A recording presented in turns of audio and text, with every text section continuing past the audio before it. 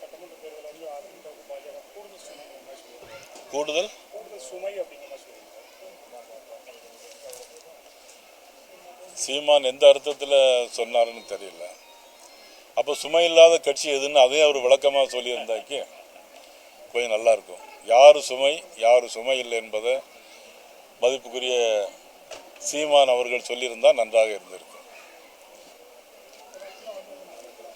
விஜய் பாஜக கூட்டணிக்கு வருவார்னு அடிக்கடி சொல்லிட்டு இருக்கீங்க. என்ன மாதிரியான காரணத்தால் அவர் உள்ள வருவார்?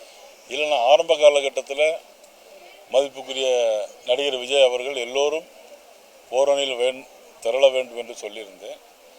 நேற்று என்னுடைய ஒரு கோஷத்தை நான் ஆரம்பித்திருக்கிறேன். என்னன்னா, வேண்டாம் இனி திமுக வேண்டாம், வேண்டாம் இனி திமுக வேண்டாம்.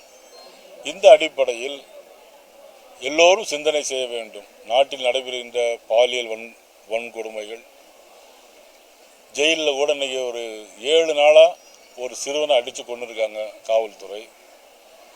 கனகமா சத்திரத்தில் கர்ப்பிணி பெண்ணை காவல்துறை மிதித்து அடித்து விரட்டியிருக்காங்க.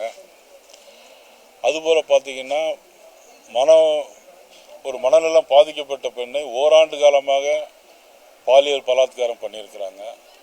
இப்படி பல கொடுமைகள். அப்புறம் கொக்கைன், போதைப்பொருள் கொக்கைன். சென்னையில் பல நட்சத்திர ஹோட்டல்களில் கொக்கைன் அப்புறம் பெத்தடின் பெர்க்மேன், அது பேர் கூட சொல்ல சரி. அது இன்னைக்கு மிக முக்கியமான ஒரு நடிகர், அவரெல்லாம் அதை பயன்படுத்துகிறாருன்னு ஒரு பின்னணி பாடகி ஒருத்தர் சொல்லியிருக்கிறாங்க. நான் உங்கள் பேரை சொல்ல விரும்பலை.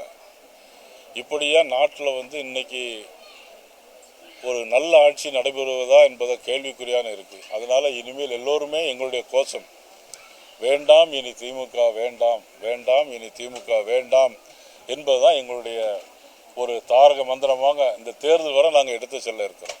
பிளே ஸ்டோர் மற்றும் ஆப் ஸ்டோரில் இருந்து பாலிமர் செயலியை QR கோடு மூலம் பதிவிறக்கம் செய்யுங்கள். செய்திகளை உடனுக்குடன் பெறுங்கள்.